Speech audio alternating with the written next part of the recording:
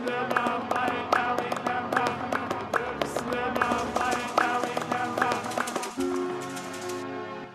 welcome everyone. It's another great day to be alive. Welcome to the Ubuntu, a global dialogue with Africa. Today we're going to be discussing entrepreneurship in Africa and how various communities are creating an entrepreneurship ecosystem to support African entrepreneurs and young leaders. Before we get going, I welcome our sister, Sipo Kazi Kwakweni, to lead us on a meditative session. Sipo. Thank you very much, Kalu. A very good afternoon, everyone. I am connecting from the beautiful South Africa in Cape Town, to be exact. And as Kalu has mentioned, my name is Sipo Kazi Kwakweni, and it is always a great honor to be a part of this dialogue. So without wasting any time, I'm just going to invite you to take some time and just become aware of your breath. And I'm latching on to what Kalu said. It is a great day to be alive. And we often take our breath for granted because it all starts with the breath. So I'm just going to invite you just to take just a minute, just to become aware of your breath as it flows into your body.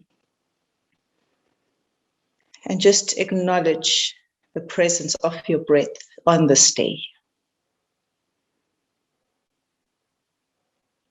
And as you acknowledge the presence of your breath, I invite you to take a nice, slow, and deep breath through the nose. And gently release your breath with a long exhale through the nose as well. And let's take 5 more breaths in this manner at your own pace, at your own time.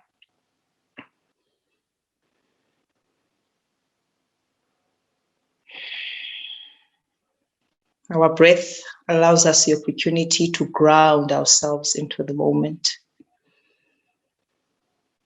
And as you ground yourself with your breath, just become aware of the present moment and the intention of this moment. Yet another beautiful dialogue, empowering dialogue for Africa, with Africa. And as you breathe, I invite you to think about what comes up in your mind, or to become aware of what comes up in your mind when you hear entrepreneurship ecosystem. What comes up in your mind when you hear those 2 words, entrepreneurship and ecosystem? And as you connect with the thoughts that come up, I invite you to set an intention for yourself for this dialogue. If there's one thing that you can take away from this dialogue, what will that be? And as you connect with your intention, I'd like to share a reading that I came across as I was preparing for this session. And it says, the essence of an entrepreneurial ecosystem is its people and the culture of trust and collaboration that allows them to interact successfully. And then one more reading is an ecosystem that allows for the fast flow of talent, information, resources, helps entrepreneurs find what they need at each stage of their business growth. So I invite you to take one last deep breath in and just soak that in. And what stands out for me in that reading is people, culture of trust, collaboration, interaction successfully, talent, information, and resources. So I'm really looking forward to this conversation, and may it be a fruitful one and great learning for all of us. Thank you very much, Kalu. Thank you very much, everyone. Well, thank you very much, Sipo. While you are still on here with us, I think I would like for, as we wait for our other guests to join us from Nigeria, I'd like for us to get to know you a little bit more because you are known as Sipo the Yogi, if permit me to say, the guru of meditation and yoga. I know you are being humble about it. And you are known for your spiritual work and connection and the work you do in that space. But you also work with the youth in South Africa. Do you mind shedding some light as it pertains to your work with the youth in South Africa? Thank you very much, Kalu. I'll gladly do that. I always say I've got two passions. The first one is yoga. Well, there's no competition between the two. It's yoga and youth. So the two Y's, yoga and youth. So with regards to youth, I work for a youth development academy. And really what we do is prepare young people for employment and for business. And as we all know, youth unemployment is a huge crisis globally, not just nationally in South Africa, all over the world. And one of the things which is relevant to this discussion is, and also government and the private sector, everyone is struggling to create these jobs for young people. So one of the things that we are working in South Africa is, instead of now, obviously we've been creating employees, but now we're working towards creating employers. So that's obviously through the youth-led businesses. And really what we're trying to encourage here is obviously to build the businesses for young people. And this is through our youth-led business hub, and where we're going to be working, where we are working with young people, in furthering their business interest. We are creating an ecosystem that is going to support them as they venture into the business. And they then in turn become the employers of young people. So Akalu was asking me earlier, is it for employment or is it for business? And I said it is for both. Because what we also realize is that these young people who are not necessarily aware of the entrepreneurial spirit up until they get introduced to it. And normally young people are just looking for a job. They're looking for something that can bring money sooner because obviously there's a greater need immediately. But while they venture with us and they obviously pursuing the world of employment, we also give them skills for entrepreneurship. So that firstly, it's also for them to understand the bigger business model, and they don't just see themselves as just employees. But obviously, once they understand the bigger business model, they're also then able to see themselves as business people.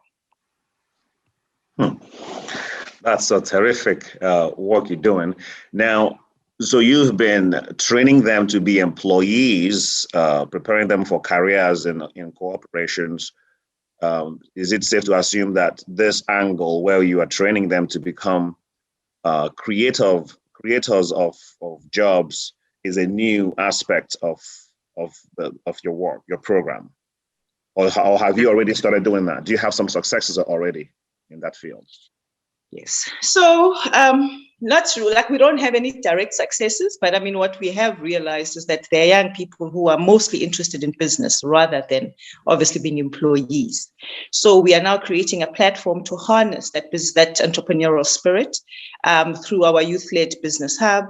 And what we've started doing actually now, which is really one of our pilots, we've started a digital marketing program. And all of the digital marketers, we are setting them up to become private agents. So they become their own business people. So we're currently working with a group of 25 young people who started with us, I think, about 2 months ago. And so they're learning all the elements of social media marketing, digital marketing, mobile filmmaking.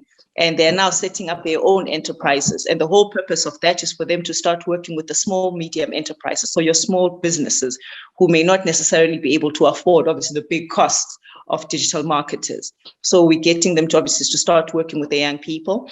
So through this innovation hub, we're promoting all skills, all businesses, everything that has to do with young people in South Africa. Wonderful. Dr. Charles Owezo, do you have a question for Sipo? Yeah, I just want to commend on what you're doing for the young people in South Africa. I like the idea, you guys are not mentoring them to become employee, but rather to become employers. I picked that from your word. So is there a way you guys are planning to extend this to other African countries? Like, is in the plan? Because it would be good if we have something like this in Togo, in Sierra Leone, and of course in Nigeria, whereby you guys are building these ecosystems or network of employers growing together and co-creating ideas and worlds together. Absolutely. I mean, we are always looking for opportunities for collaboration. And I think the beauty of the current context now, we've got such platforms, to be able to connect and collaborate virtually. So yes, definitely. We currently are based in Cape Town, and we currently working with young people in the Western Cape. We have been getting called, obviously, to expand nationally. And obviously, as I've mentioned, youth unemployment is not only a South African problem, it's a global problem. So we're always looking for opportunities to collaborate. And I think that's one of the most important things in any of the development work that we do, Again, that's a whole element of Ubuntu, and Ubuntu for us, it means umntu ngabantu. You can't do anything alone, and no man is an island. So we do rely on each other to be able to actually solve some of the challenges that we face within our countries, especially in the African continent. Good. A follow-up question briefly is, after training these young men and young women, do you guys provide access to seed fund, or like how does capital, because we know most of these young people need capital to start up business. So how do you guys go about that? So that is definitely the intention. So what we're doing is creating an ecosystem, we're creating a network, because one of the challenges is that young people do not have a network. They don't understand the value of networking. And because the organization has been around for a little while, we then become obviously we become the center of their network, and where we are then attracting potential investors, potential funders who are then able to come and assist us in creating this ecosystem. So part of the other program that we are linking to the digital marketing program is we're working with a small business within Cape Town, and they are training young people to become your technicians who fix your smart devices. So, I mean, now we're working on tablets, we're working with smartphones and all of that. So now young people will also be able to create their own businesses in the ability to then obviously fix issues that may come with all this technology that we're now working with. And obviously, again, it's to pair them up with mentors, it's to pair them up with funders, it's to pair them up with investors. So that is definitely the intention. Thank you. We had Tochukwu Uwakwe join in a minute ago from Nigeria, but I think we lost him again.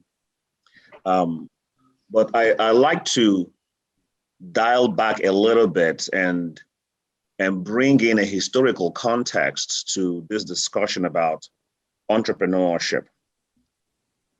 I think we all would agree that entrepreneurship, at least as we know it today, has become about creating new organizations that has a purpose.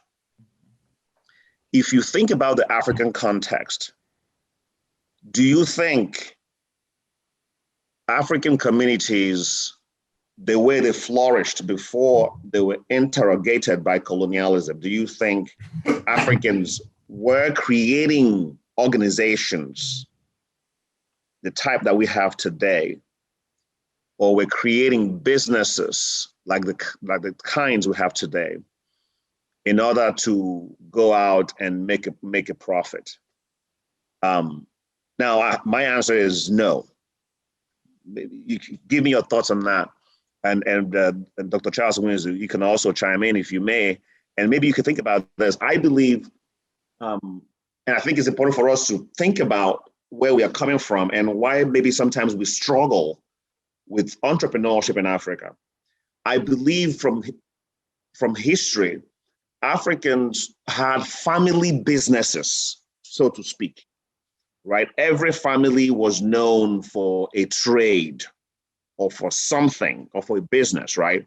Whether it was metalworking or pottery or cloth weaving, there was something, or it could be fish, or it could be fishing.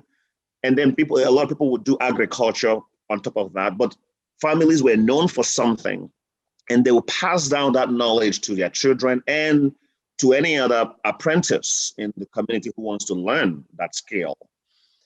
And that was how skills were propagated and passed on from generation to the next.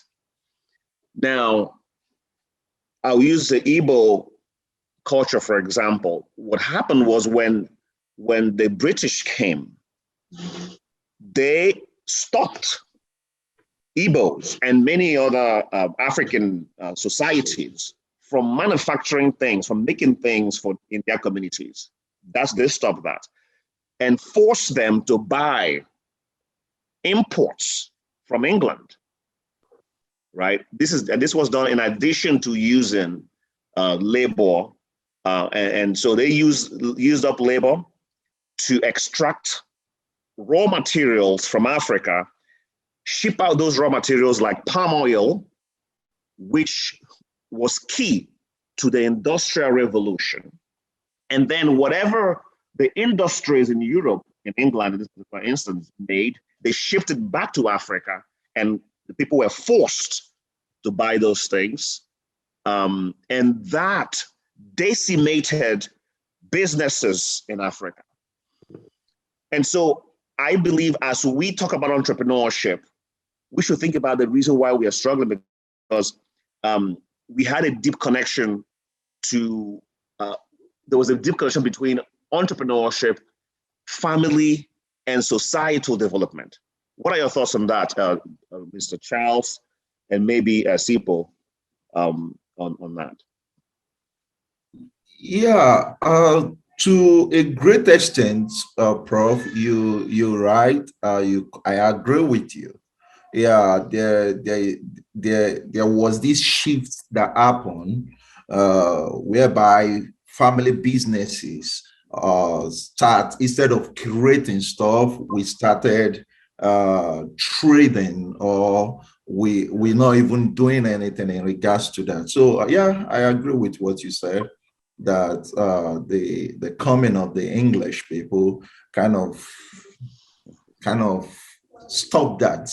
But also we should also remember that, like you talk about the Igbo culture, Igbo people, like I grew up with the Yorubas. I know a lot of them, like there's this family business that passed from generation to generation. I have a friend, what they do, they make music in their family, and they call them Anyojimi. That guy, the business of making music passed from generation to generation. So until lately, I know they're not doing that anymore. So I agree with you on that. But when you go to Igbo culture, you could see that a kind of dynamic that happened. Even after we stopped the family thing, you will agree with me about the Igbo apprenticeship that made popular by this man. I've forgotten, during his TED show, whereby we know about it, but until I saw that TED show, I've never thought about it the way the guy presented it. That, okay, you get people to learn some skills. Then after a particular year, after spending some years, you allow them, you give them some seed fund to go start their own. In that way, they are mascaling talent and wealth as well. So to some extent, it's still there. There is still some Igbo business or African business framework that's still going on in Africa. Like I said, a very good example is the Igbo apprenticeship. If you go to Alaba, you see a lot of them. They're learning skills. And after that, they settle them. They go into the business and create wealth for themselves from the seed they got from their master. So it's still going on. I don't want to say that everything went away with the invasion of the whites, of the English people. I call it invasion. I don't want to say that. I want to say we still have some fundamental indigenous entrepreneurial framework that is indigenous to African people. A very good example is that of Igbo apprenticeship. Mm-hmm. Yeah, certainly. How about you, Sipo? Any comments on that? Yes, I think from my side, it's also to agree with Charles, So again, I guess it's to agree with both of you. Yes, we have definitely lost elements of that self-sufficiency, but there's still some of it that exists, but obviously very little. For example, I grew up my dad was a farmer, he was one of the very few Black men in the Eastern Cape who had a farm, and I remember even growing up in the rural areas, we had cows, we had land, we had crops. We used to sell the cabbages, we used to sell mealies and all of that, But then obviously now there's, the new way of being where people want to move to the city, where we're chasing what we would call, the better life. In actual fact, moving away from our self-sufficiency, all of the things that we were able to do, And I think one of the things that we're also seeing in South Africa, there's a lot of initiatives that are trying to get people to go back to those practices. But I think one of the biggest challenges is that, especially what I see within the youth space, is obviously young people are also in love, with the corporate side of things, the business, the big buildings and all of that. And I think what is needed is for us to remind ourselves, of where we come from, is to remind ourselves of how our forefathers were entrepreneurial, and how they were self-sufficient, so that we remember who we are and take ourselves back there. I just want to chip in something that Sifo said. We are the one that will make those businesses. We need to go back to those businesses, agriculture businesses, and make them corporate. Monsanto is one of the largest farm production business in the world. Monsanto, based in North America, and it's a family business. It started as a family business, like a family farm. The problem we had is what you mentioned. We left it. Instead of developing it, educating, learning about it, we left it and we started doing PhD, masters in chemistry. Instead of doing masters, PhD, philosophizing on our fundamental way of doing life, businesses, our own business, our own indigenous business as African people. Like in Yoruba, they do this knitting of clothes. They do it manually. But I don't think someone has done a PhD on that. Maybe we will have a machine knitting those ashoke now, and it will have gone all over the world. But like you said, we left it. We went into the city. So Monsanto, and I'm asking all of us to go read about the Monsanto guys, how they started that business, and now is a global phenomenon. Go to everywhere in North America, in Europe, you're talking about Monsanto. Perhaps most of us, we had our breakfast already. Perhaps you had something from Monsanto, but you don't know. So we need to go back. Like I always say, we need to go back and then springboard ourselves. Like I was thinking about the ashoke. The Yoruba call it ashoke. That should have been a global phenomenon by now, but nobody thought about it. So we don't need to leave those family things, but we left it. But like I said, there are kind of dynamic going on. People still doing like what Sefo is doing in South Africa, we still trying. And if you go to Yaba, there is this ecosystem, the tech ecosystem building up there. So people are still doing wonderfully well. So we should not rub that away as well. Yes, it's interesting you brought up the Yaba market. It is actually the largest electronics hub in the world. And it's powered by several small family businesses. Oh, you mean the computer village, right? Yes. The one in, Yes, the one in Lagos. So this is Ubuntu, a global dialogue with Africa, where we have discussions about how to advance our beloved continent and to awaken the sleeping giant, Africa. Sipo, do you want to make a comment? I know you had unmute your button earlier. If you want to make a comment, please go ahead and do so before I welcome our guest, Tochukwu Owakeme. I think for me, I mean, my last comment is exactly what Charles was saying. We need to just go back and celebrate also what currently is there. You know, we need to be having more of these dialogues. We need to celebrate. We need to bring it to the forefront. We need to be having a lot more of these conversations because, as we know, these are things that nobody wants to talk about, you know. So it's about reminding ourselves of where we come from and the self-sufficiency that Africans once had, you know, and promoting that spirit of resilience, of actually wanting to do things for ourselves. And I think we're there. You know, if you look at the challenges of corruption, you know, we're all sick and tired of, as human beings. You know, now we are realizing that, you know, we have to now take responsibility, you know, for ourselves, you know. So I really do think that things are changing. We are waking up. So the sleeping giant is waking up by virtue of us having this conversation. We are waking up, but we need to wake everybody else with. So we need to bring everybody. We need to take everybody with us. I always appreciate your positive outlook on things. And I think that's the way to move forward. Yes, there are challenges.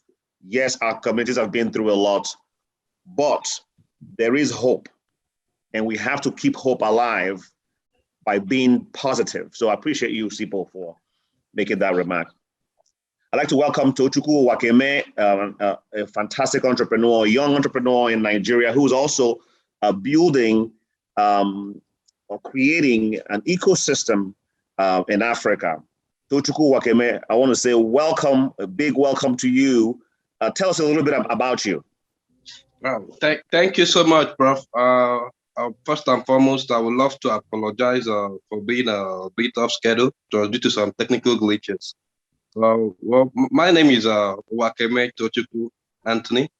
I'm basically a social entrepreneur trying to drive impact, especially in underserved areas in Africa. So getting them know the potentials that they have and what they can do with it and how best they can use the available resources within their environment to make exploits. So we've been working with internally displaced persons, rural farmers, as well as artisans and other unemployed young persons within the southeast and northern ecosystems of Nigeria.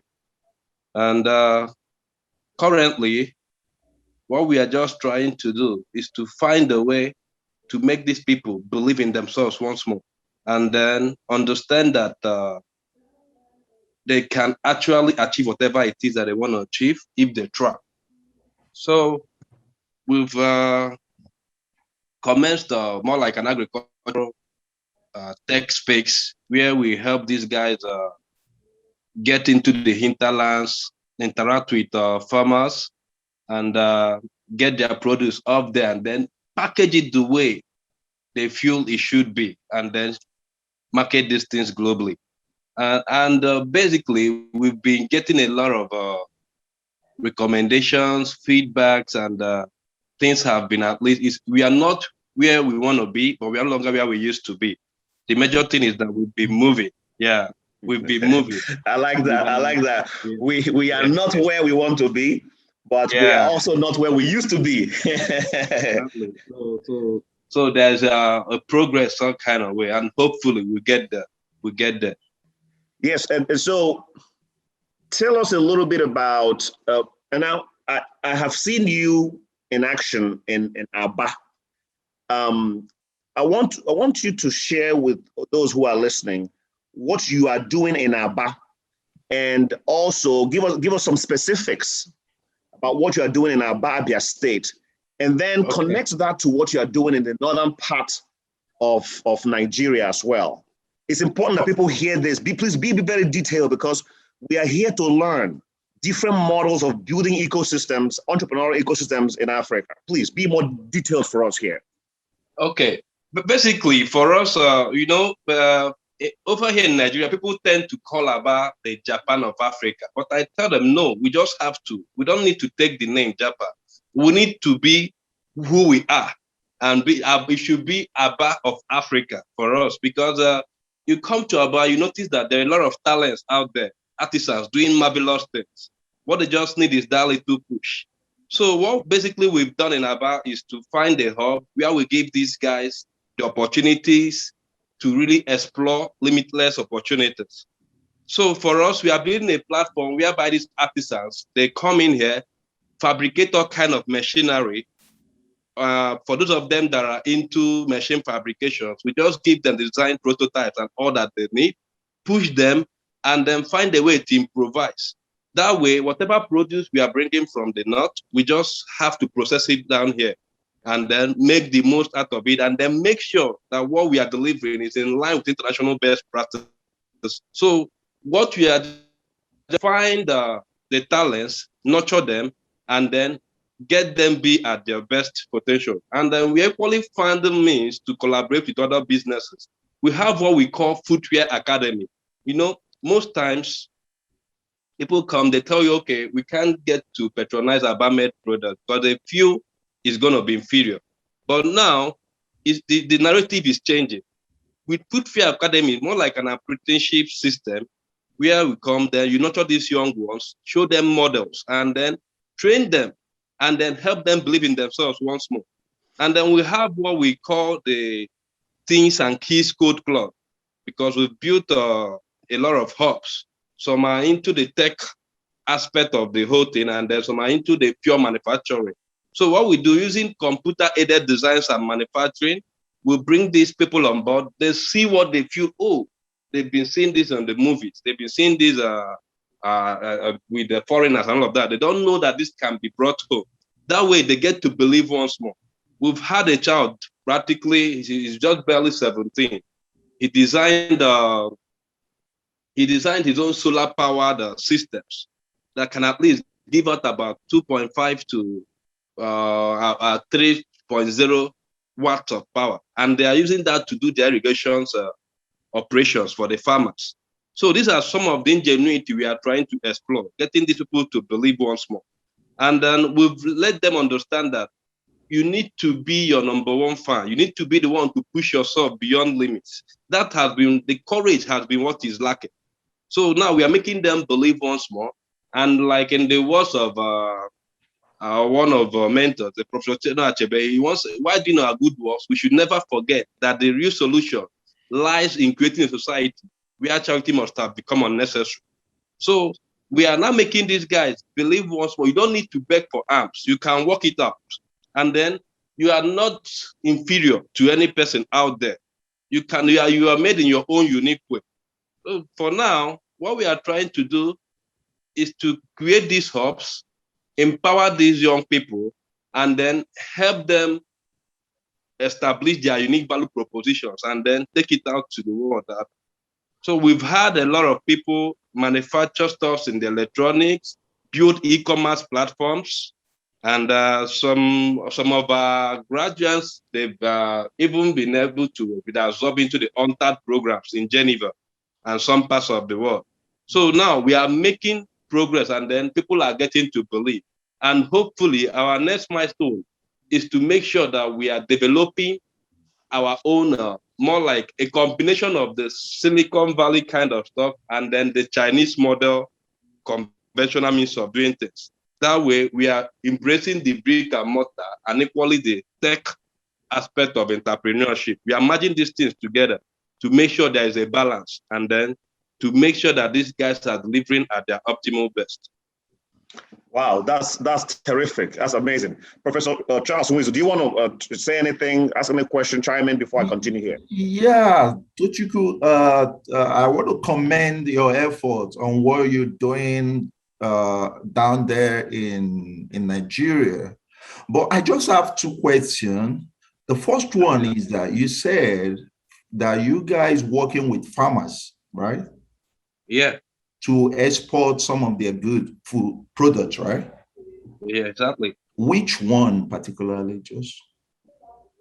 Okay, we are not just dealing with one product. What we are doing, most of these things are seasonal. What we try to do is to build storage facilities along these farm clusters. We have sesame seeds, cashew nuts, soybean, tiger nuts, dry split ginger, just to mention a few. So basically what we do is to go to those areas where these things are easily manufactured and then get to work with the farmers and then train extension service workers. They go in there, train these farmers to make sure that all the procedures and operations are in line with international best practices. And then the big advantage we have here is that most methods that are used are pure natural methods. You don't have to experience the genetically modified patterns that is mostly obtainable in the West. So that makes you eating healthy and equally getting value for money. So basically what we want to do is to make them understand why they are better and why their produce are more sought after than what they feel they are getting off in the West. Okay. So do you also distribute internally in Nigeria? Yeah, we do that. We distribute internally in Nigeria. But for what we normally do, that's to enhance food security. But for the purpose of at least empowering these farmers and then giving them best value for money, we prefer to run the exports. Okay. So it's more like 30% internal distribution and then 70% export for the products that we work. Yeah, last question on that. I love what you said, food security. Like I'm in that area. So I'm kind of very passionate about taking food away from Africa. And I love that you guys said you also distribute internally. I know you guys might have your objective might be to increase the income of this farmer by exporting for them, but also the index coming out. Yesterday, I was reading a paper, the global hunger index in the world. Nigeria came 98. People that go hungry, food insecurity, 98.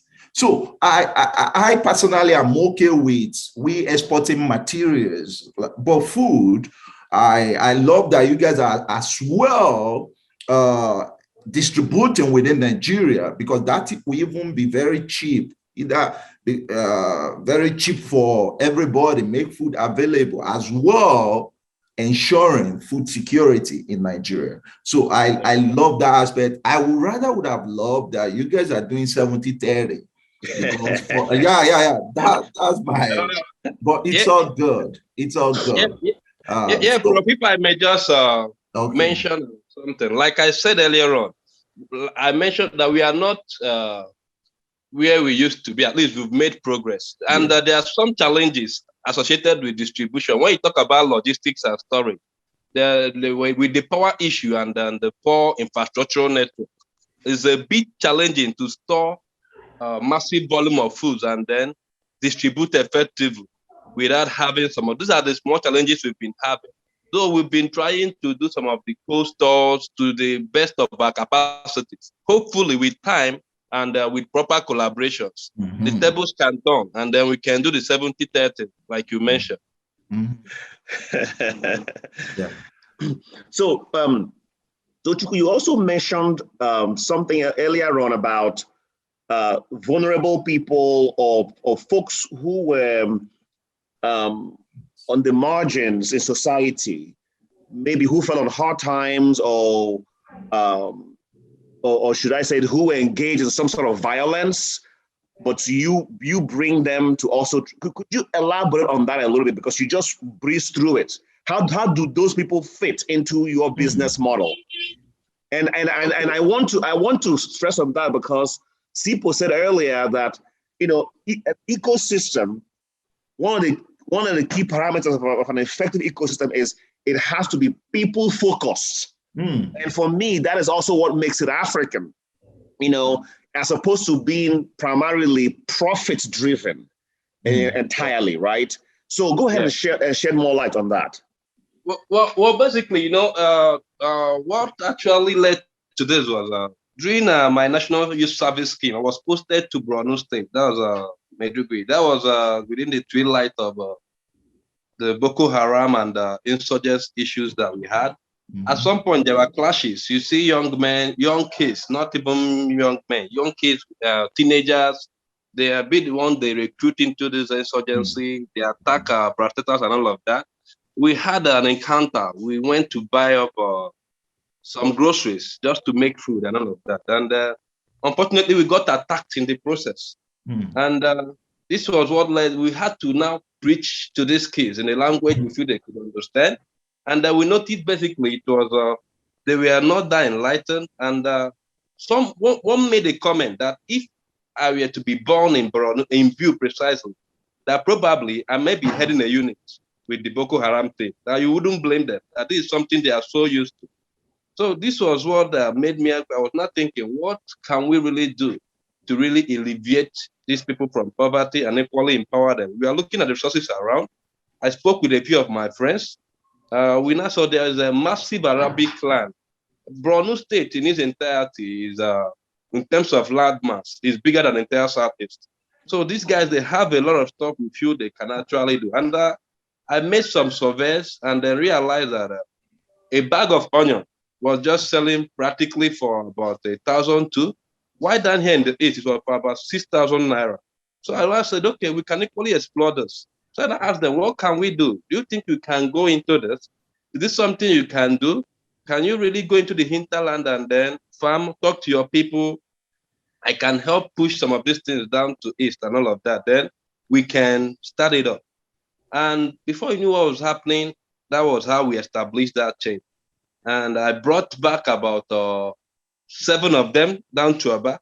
But now we have a community of over 105 in Aba out there. They've all come in and they are more than grateful. And now it's no longer about the tribal sentiments and all of that. For us, it's about humanity. I always tell them humanity first before anything. So that was how we've been able to integrate some of these vulnerable young persons, and in turn, they're able to talk to the farmers that they have over there in Borno and the other parts of the northeastern part of the country where this insurgency have hit most. That way, we've been able to empower over 500 farmer communities and have some of these young persons turn from their ways, and they've seen the value chain. They've seen, okay, we can actually make a living of this. So they are now the ones doing their mini businesses while we develop the e-commerce platforms and collaborations that they need to make sales. So for us, that has been it. Wow, that is a fantastic story. You know, and you see, we get a lot of terrible news from Nigeria.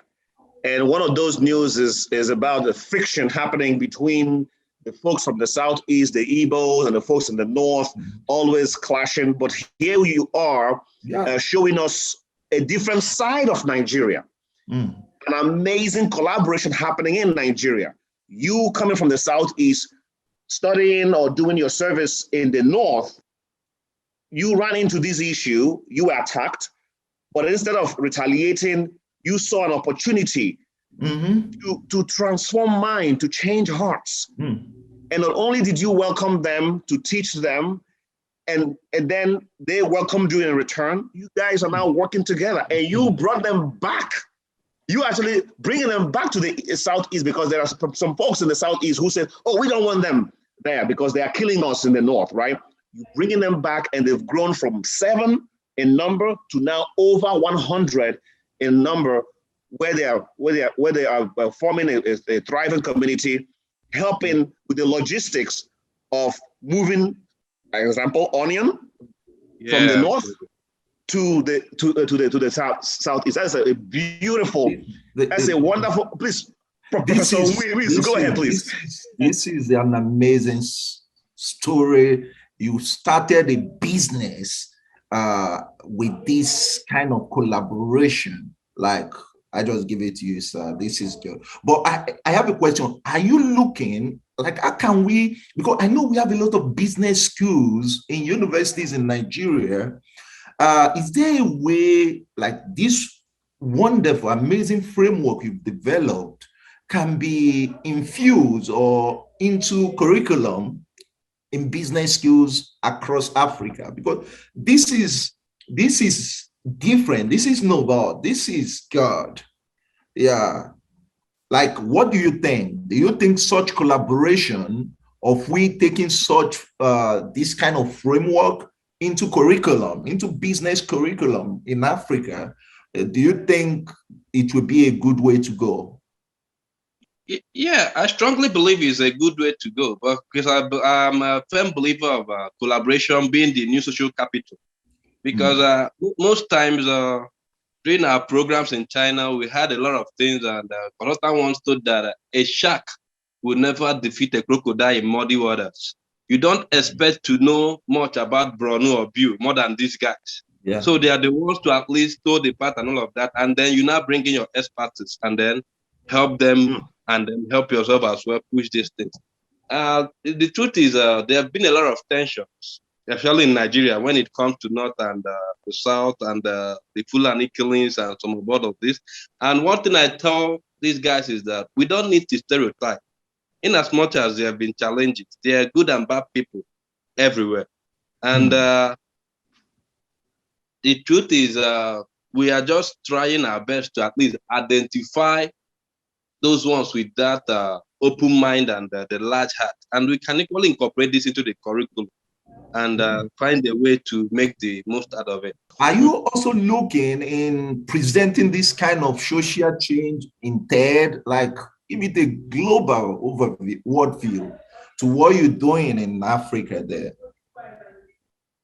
Yeah, like TED show and TED Talk, I mean. Yeah, I'm open to that. I'm open to that. I don't have issues with it. Yeah, I think you should. A lot of people need to hear this story. What you're doing is amazing, bro. Let me jump in here, if you may, Professor Wizu.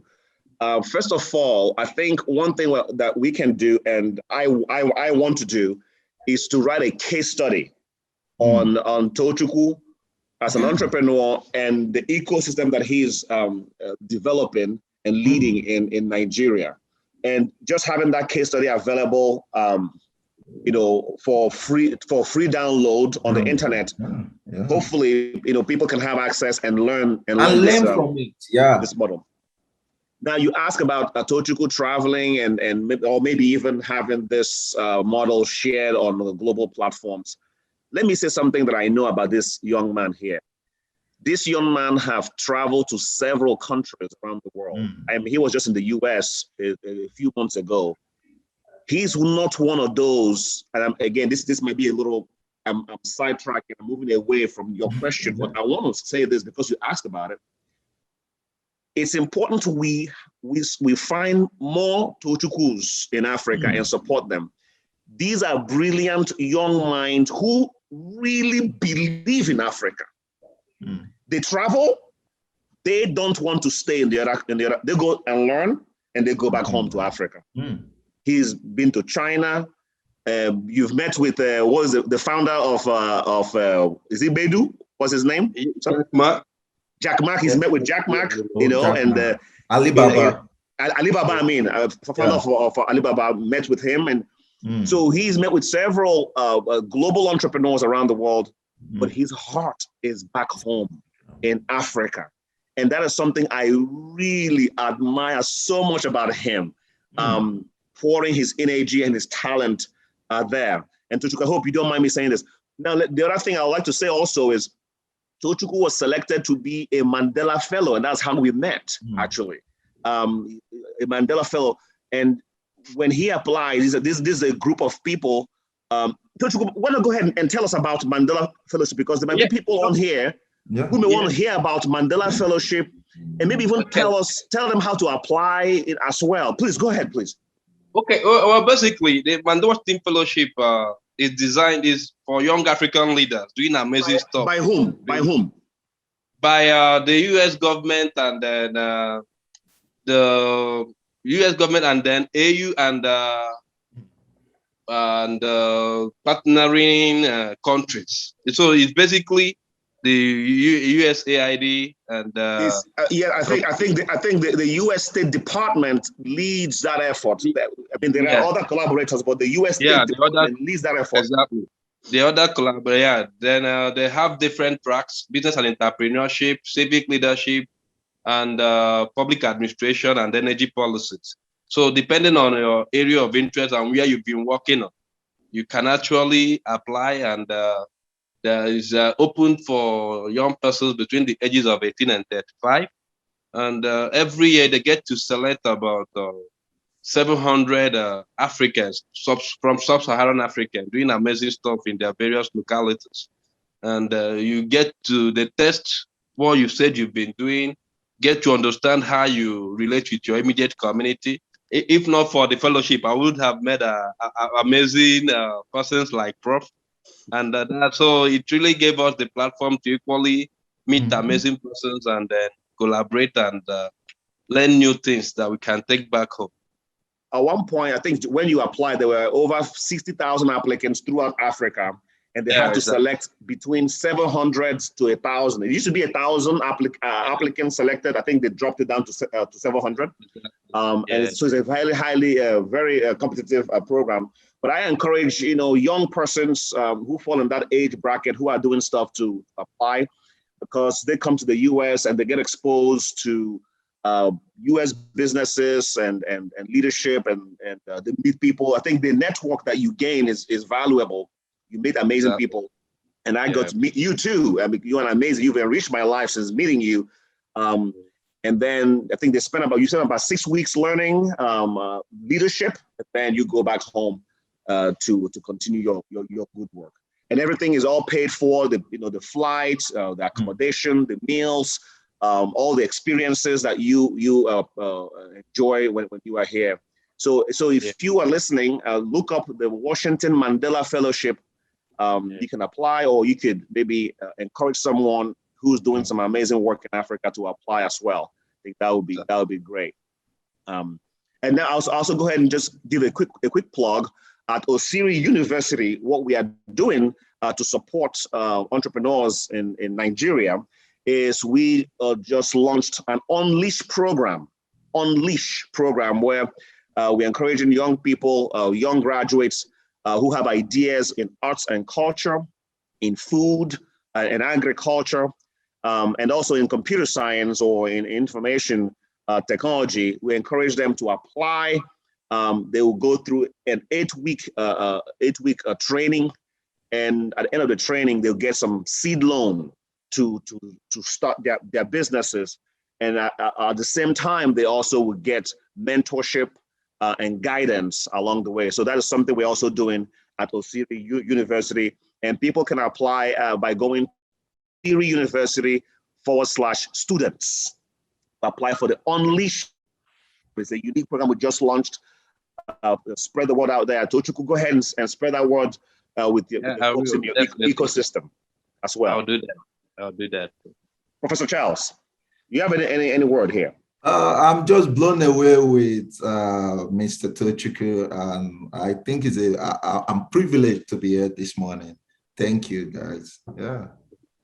Yes, and just so, yes, Madam Sipo, please, you do want to chime in? I know you've been listening from the background. You turned off your camera, but go ahead and chime in, please. Yes, I have been listening, Kalu, and I think mine is also to appreciate the work that's been done. And one thing I love is the focus on, it's about building characters. It's about introducing, especially us African people, to us, to our talents, to who we are, to the heart of things. And I think each and every curriculum needs to actually have that. One of the comments I did share, in the chat box, is the focus, which is what we do in our programs. So what we are good at within our programs, which is our main focus, we focus on personal development, character building, and also emotional intelligence. And it really starts with unpacking what are emotions, what are your feelings, and understanding that, and understanding, who you are as a human being. Why are you here? What is your purpose? It's really going back to those basics, and then we can obviously build from that. That's amazing. Tochukwu, while you reach out to these farmers and to help them see ways to export their products, do you sometimes maybe need investment, to be able to pay them to export? Because I'm sure, you're doing a large scale export. You might need some investment, because I'm asking you this because there might be some investors who are also listening to you that might be interested in having a dialogue with you in a private session. Say, hey, we want to hear more about what you're doing, and please share some light on that. Yeah, basically, we are open to such collaborations and investments. You understand? Because for us, the major thing is to scale and then reach out to more farmers and equally expand our capacities in terms of what we are doing. So we are definitely open to such investments and collaborations. And just give us an idea.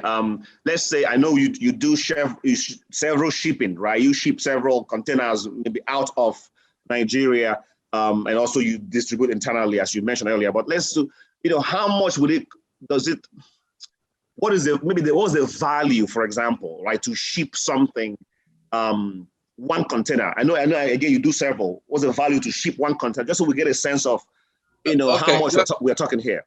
Yeah, just like it depends on the product. Like sesame seed, a ton of it goes for right now $1,400, and for 40-feet container, you have roughly 28 tons. That's what make it up. So, and for cashew, for the raw cashew nuts, a ton is about $1,200, and for the 40 feet, you're talking about 32 tons. That's what make it up. Why for the processed cashew nuts, a ton is about $11,800, and that's the angle we are looking at. How do we really process some of those things? That's even the core area we are looking at investment. Instead of shipping out cocoa, how can we move out chocolates? Instead of pushing out the raw cashew, how can we process the cashew snacks and then ship these things out? That's our area of concentration as of now, and we hope to achieve that at least between the last quarter of 2023. This is the area we are looking at investing as much as possible. But in the long run, depending on the produce and all of that, we have tiger nuts. That's a ton of it is about $800. That's in the global market space, and about 30 tons make up a 40-feet container. So we are talking about neighborhood to ship out one container roughly on the average. We're talking about seems to be like between $20,000 to about $40,000 per container, depending on the product. Just one container, and this is just shipping out the raw materials. But also, you are saying it would be good to do some value add, right? Instead of just shipping out these raw materials, you are also thinking about ways to develop some capabilities to transform these raw materials into products that could then be exported. So, I mean, there's some work that needs to be done there, because you need to develop those markets to receive the finished product. But I think it's a great way to think. And I want to just do this so that those investors who are listening, because I did share this with some investors to come and just listen in, because I really believe in what you're doing, because it's not just about the money, but you're a social entrepreneur, as you said it. You're doing business with purpose. You're changing lives. And for me, that is what it should be about. Professor Charles, have the last word, then we can have Tochukwu say something else before we close out here.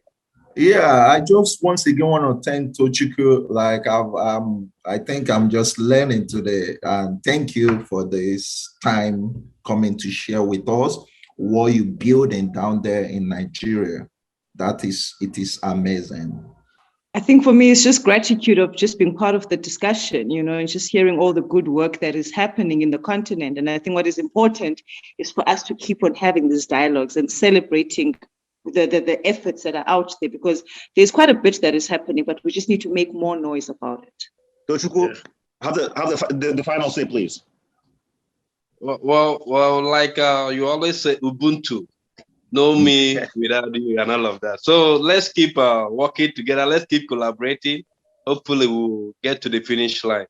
So thank you so much, my dear sister Sip Kwakweni, for tuning in and joining us on this dialogue. Thank you so much, Professor Charles Wezu, for contributing. Thank you to Janisha Francis for holding that. And thank you to our amazing guest, Tochukwu Owakeme, for coming to inspire us. Keep doing the great work. We're rooting for you, and we wish you nothing but success. Ubuntu. Thank you. Goodbye, all. Thank you all.